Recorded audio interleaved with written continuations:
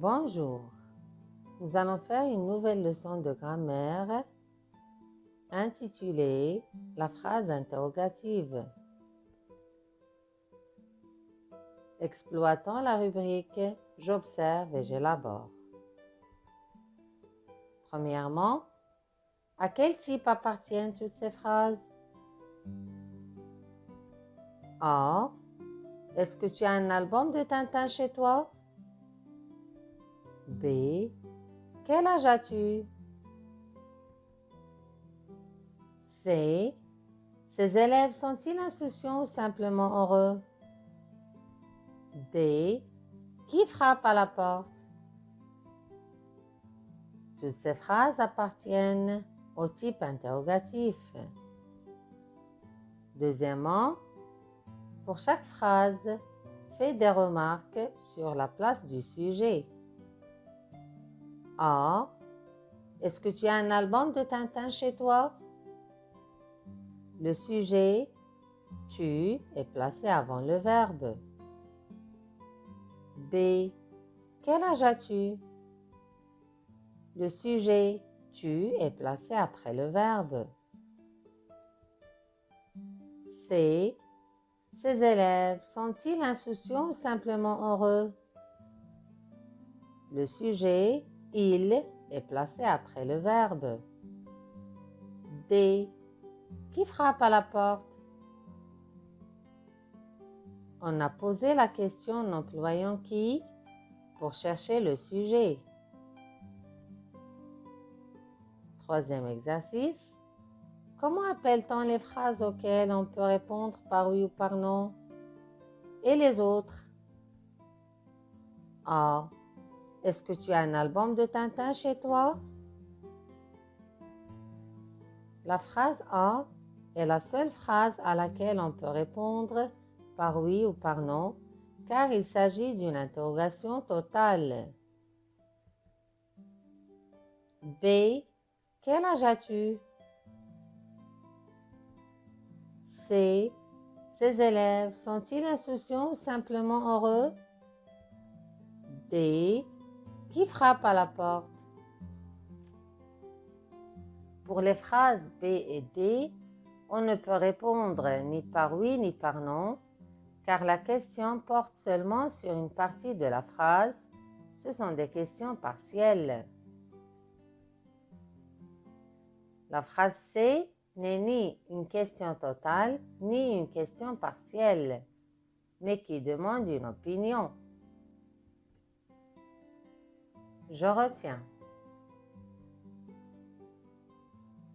Il y a deux sortes de phrases interrogatives. La phrase interrogative totale, à laquelle on peut répondre par oui ou par non. Exemple, est-ce que tu as un album de Tintin chez toi? On peut poser ce genre de questions de trois façons différentes.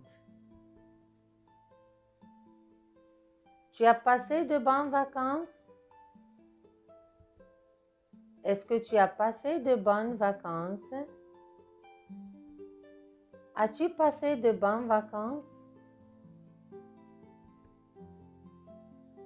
La phrase interrogative partielle à laquelle on ne peut pas répondre par oui ou par non. Exemple, où se trouve ce village? La réponse reprend une partie de la question. Ce village se trouve en Afrique du Sud. Je m'entraîne. Premier exercice. Surligne les questions auxquelles on peut répondre par oui ou par non.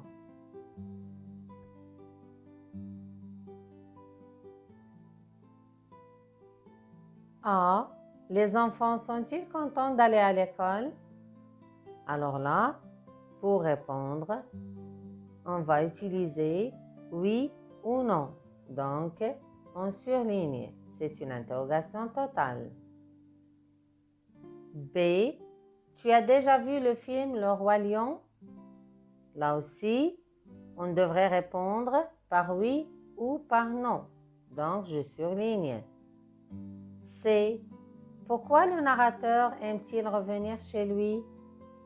Alors, pour cette phrase, on ne peut répondre ni par oui, ni par non, car on cherche la cause qui pousse le narrateur à revenir chez lui. Donc, ce n'est pas la peine de surligner. Il s'agit d'une interrogation partielle. D. À quelle heure ferme l'école?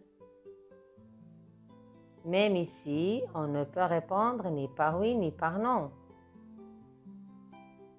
E. Est-ce que tu viens seul à l'école? Alors là, on répond par oui ou par non. Donc, cette phrase est à surligner. F. Comment s'est passée ta première journée d'école? Alors là, on ne répond ni par oui ni par non, car on cherche à savoir comment s'est passée la première journée d'école à quelqu'un. Donc, ce n'est pas la peine de surligner. Deuxième exercice. Réponds à chacune des questions. A. Comment s'appelle ton professeur de français? Réponse. Mon professeur de français s'appelle Monsieur Ali.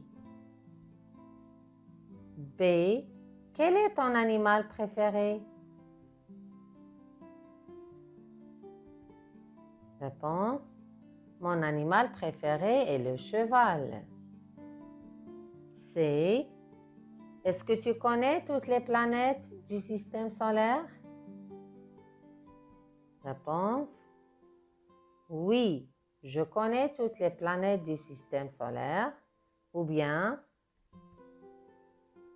je peux nier et dire non, je ne connais pas toutes les planètes du système solaire.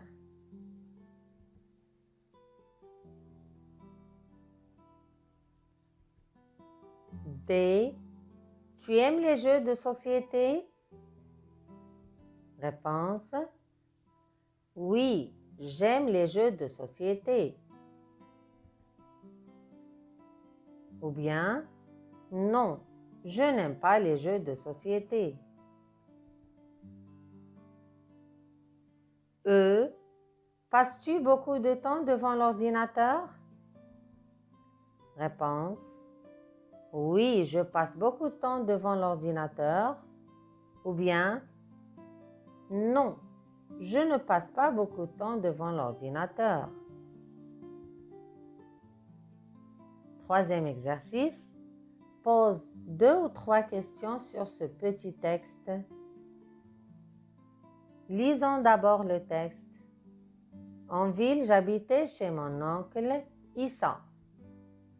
Il était vraiment très gentil avec moi. Sa femme, elle, n'était pas contente. Elle m'appelait tout le temps Proussi, en roulant le R. Il faut que je vous explique.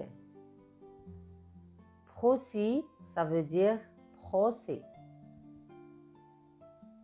C'est l'amende qu'un chauffeur de taxi doit payer quand il fait une faute. Première question. Où habitait le narrateur? Alors là, je cherche le lieu et je rappelle qu'il s'agit d'une interrogation partielle, car on ne peut répondre ni par oui ni par non. Une deuxième question. Comment la femme d'Issa traitait-elle le narrateur? Là, non plus, on ne peut répondre ni par oui ni par non. Donc, il s'agit toujours d'une interrogation partielle. Une autre question. Est-ce qu'on connaît le vrai nom du narrateur? Alors là, on peut répondre par non, car on ne connaît pas le vrai nom du narrateur. Donc, c'est une interrogation totale. Et là, j'arrive à la fin de cette séance. J'espère que c'était clair. Je vous souhaite bon courage et à très bientôt.